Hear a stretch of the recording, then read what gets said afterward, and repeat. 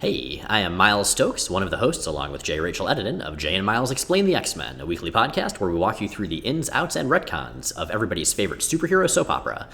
I and Jay are also the hosts of Jay and Miles Review the X-Men, which is this right here, where we talk about the X-books that come out each week. So I am here, and our lovely location Books with Pictures in Portland, Oregon is here. Jay is not here because they have, I'm pretty sure, the M-Pox. Sunspot has it as well, as does Rogue, and they're not dead yet, so presumably Jay's going to be okay. Maybe after Death of X, I don't know. But it's just me today, so I will do my best to walk you through our two books on this August 3rd, 2016. Let's dive right in. First up, we have Uncanny X-Men number 11, written by Cullen Bunn, with pencils by Greg Land, inks by Jay Leiston, and colors by Nolan Woodard. So this is our first post-apocalypse wars X story, period, I want to say, but definitely for Uncanny. And it follows in the fine tradition of many of the issues in the series by being, okay, pretty good in parts, very promising in other parts, and unfortunately held back from greatness by whatever little things that affected each issue, in this case, the art. I feel bad belaboring the point with Greg Land's art, because we talk about it every time he comes up, and he is, in fact, back on this book. Ken Lashley was great. He was only on for the Apocalypse War stories. Maybe he'll be back after this arc? Couldn't say. But because Land photoreferences so much, we have a visual inconsistency between, the same character even on the same page that gets really distracting, Magneto will look very much like Ian McKellen in one panel and like a more generic, much younger character a couple panels above.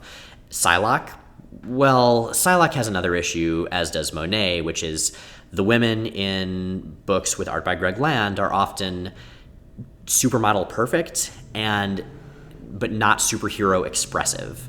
Like Cullen Bunn's art, I was talking to a couple people about this earlier today. He works really well when he's with an artist like, say, Gabriel Hernandez Walta from Magneto, and to a lesser degree Ken Lashley from the previous arc, who can really bring out the subtlety and emotion, and I guess for lack of a better word, texture in his writing. That was masterfully done in Magneto and some of his other books as well, and we're just not seeing it here. It kind of reminded me of when Kieran Gillen was writing Uncanny X-Men with art by Land, and it was the same issue. The writing was hamstrung by the visual representation. Because this is a comic. And in a comic, you have to have, it's not just the writing. The writing is not going to get you through a book if the art isn't helping with the storytelling. So that's an unfortunate thing. That said, we have some really cool ideas in this story arc that have come through from Apocalypse Wars. So Monet having like an awesomely creepy, cartoonish, like vampire fangly fish mouth in her hand and talking to it really angstily. It's okay. It's a really good story device. It works perfectly to have a character as perfect as Monet St. Croix, having this weird flaw that she feels like she has to keep secret. And also, it's hilarious. It's not hilarious in a way that detracts from the story specifically, but something about like this perfectly drawn woman in Greg Land's art style having like a cartoon vampire fang mouth in her hand just makes me giggle inside, and I always approve. It was kind of like the Doug Ramsey as a Red Skull type character, wearing tidy whities, looking at himself in the mirror and bemoaning his fate, thing that we talked about in the most recent episode of the podcast on New Mutants Forever. It's kind of like that. I think I'm getting away from the point. So, this story arc, we do have the thing with Monet. We also have her, because of that, stirring up stuff with the rest of the team, trying to drive a wedge between Magneto and Psylocke to distract from it, which it's a little out of character. That might be part of the point. With the first issue in an arc, it's really hard to say. And we'll see. I'll be interested to see how that goes, because for me, from the start, the most interesting thing about this book has been the dynamic between Magneto and Psylocke. The fact that they're trying to accomplish the same sort of thing, but for very different reasons and coming from very different philosophical points, ties in nicely to the gray nature of Magneto, especially historically, but also to Psylocke's continued struggles all through the X-Force runs that she was in to get away from the sort of killer inside her and become more the person she wants to become. We see that Bullen continues to write both characters. Cullen Bunn?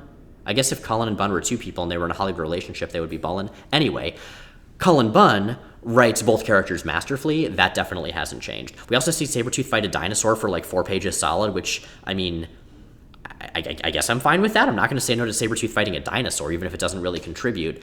I don't know. This book, it feels like it might be building up to something interesting, especially given the fact that the characters are interacting more with the Hellfire Club as the issue goes on. Speaking of, Greg Land does do like glitzy opulence very, very well. I will totally give him that. It works for the Hellfire Club. But right now, there's not a lot to say about this issue other than it is an issue in a continuing story, and it's hard to have much of an opinion on it. without seeing where it's going to go, without seeing the larger arc. That's unfortunate in a medium as serialized as comics. Every issue should ideally be able to stand on its own, even as part of a larger story. We're not really seeing that here.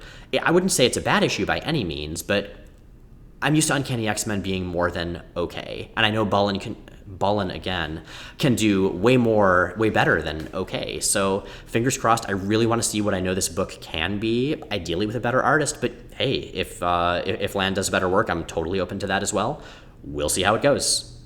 Our second book this week is Deadpool V Gambit number 3, written by Ben Acker and Ben Blacker, with art by Danilo Beyruth and colors by Chris Peter. This book remains, for lack of a better word, hilarious. Now, I don't think it quite hits the high bar that Deadpool v Gambit number 2 set, with them, trying to take this Pai Lang crime lord guy out for a good night on the town. It follows up on that, but it remains still hilarious. I never thought that these characters would bounce off each other quite as well as they do, and I think part of why is that I've never really been a big Deadpool fan, so I haven't thought very highly of the story opportunities that come with the character. And B, Gambit's just been written so inconsistently. Like, a lot of people just write him as the character from the 90s cartoon, which is fine, but also very one-note. Or you see the more angsty Gambit that, say, Mike Carey wrote and then Christos Gage in, like, X-Men Legacy as Rogue's spurned love interest. Those are all fine, but this Gambit is the Gambit I've apparently been waiting for a very long time. I think that's because Acker and Blacker remember that if Gambit has one single quality, it's that he's smooth as hell, and that's like, if he majored in smooth, he minored in sleaze. And we see that on display so beautifully here. At one point, he's recounting this experience he had to Deadpool, mentioning that he was busy having clearly had sex with a bunch of women in Pai Lang's entourage, that he, saved them from this great conflict. He saved some of them twice. Which just makes me think of the Tick hearing from Batmanuel in the live-action Tick series about how Batmanuel saved some of them twice that night, if you know what I mean, and the Tick saying, nope. And anything that makes me think of the Tick live-action series is good in my book. But I digress. So, yeah, just seeing Wade and Gambit in way over their heads dealing with just really weird situations. I mean, at one point, they bust up a minor supervillain, like, cookout, and get their asses kicked while doing so. It's beautiful, like seeing characters who are so confident and so badass just kind of not know what the hell they're doing and having everything just, go belly up, all of their plans fall apart. Very satisfying. I also am really enjoying the way that the dialogue is written here, with Gambit saying, "Kel the hell?" Like, that's the kind of franglais I want from this guy. And Deadpool imitating Gambit at one point, calling himself the Raging Cajun, and Gambit saying, "No, you're not supposed to put the G at the end of the word." Like, it's just so tongue-in-cheek and self-aware. It's wonderful. But if I had to give this issue a single, standout strength, it's the way the fight scenes are written. A lot of the issue is composed of Pai Lang beating the living hell out of Deadpool, which, I feel pretty good about seeing Deadpool get beaten up, and I think part of that might be my sort of iffiness toward the character, but also because he's at his funniest when he's getting beaten up. And just seeing every single time this happens, every single panel, have an increasingly ridiculously named kung fu move in the caption, it makes it quite satisfying indeed. So yeah, this series, is it core to X continuity? No, it's not even remotely in X continuity. I doubt it'll ever be referred to again, but it doesn't matter because it's really, really funny, and it's one of my favorite versions of Gambit in a very long time. So whether you jump on the series partway through, which I think you could probably do, track down the back issues or find it in trade later, Jay and I definitely both recommend this one. Okay, so that is 2 of 2. Our favorite book this week, or which is to say my favorite book this week, but I suspect Jay's as well. I'll have to talk to them about it. My favorite book this week is, of course, Deadpool v Gambit number 3. It was funny, it was engaging, the art and the writing works very well together to get the humor across. I really just have good things to say about this book, so that's a thing. Our panel also, perhaps unsurprisingly, comes from Deadpool v Gambit number 3. Specifically, it's this grid of just Wade getting beaten up in various ways with every single strike captioned, but also just look at Wade's face. Look at the way Wade is drawn. There's just so much... I don't know, he's so wonderfully pathetic in all of it, in his weird Steve Zahn mustache disguise. Anything that makes me laugh out loud while I'm reading comics and taking notes, taking my lunch break at my day job, that's good in my book. And that is it for this week. thanks for watching. If you like what you see here, but want to hear it in an audio format and going into great depth about 80s and very soon 90s X-Men arcs, then you should check out our podcast, Jay and Miles Explain the X-Men. That updates every Sunday. You can find it on iTunes, Stitcher, Google Play, and at explainthexmen.com. The episode we have coming up for you is an Excalibur one. It's the last Excalibur arc before the giant cross-time caper storyline. Specifically, it involves Excalibur fighting Nazi versions of themselves from a different Nazi alternate universe, which manages to be both funny and also genuinely creepy and disturbing at the same time, which is kind of what Excalibur does best, so you should totally check that out. That podcast, these reviews, and everything Jay and I do that is X-related, either consciously, unconsciously, visibly, or invisibly — we do invisible X-Men stuff, it's pretty amazing — that's all made possible by our amazing, generous supporters on Patreon. Patreon supporters, thank you all so much. We seriously could not do any of this without you. You are all wonderful. If you'd like to become a supporter and you're not already, you can check out the link either above or below this window, depending on where you're watching. So in the meantime, I'll be back next week. Jay will presumably be back next week, assuming we can get that whole, Terrigen Cloud killing mutants thing taken care of, which I'm really hoping we can. That storyline's kind of outliving its welcome.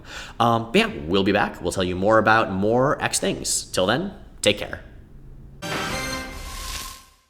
Knife handle hand strike. Angry Buddha's palm.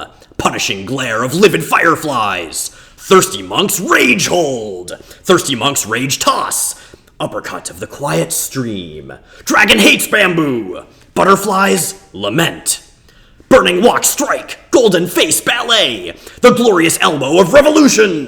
Hummingbird's last breath. 1,000-year elephant palm. Bamboo's fate is your fate. Tantric nostril destruction. Low flying guillotine strike. Approach of the five wisdoms. Kick of the arc of the sideways crescent moon. Vengeance of Fat Cobra.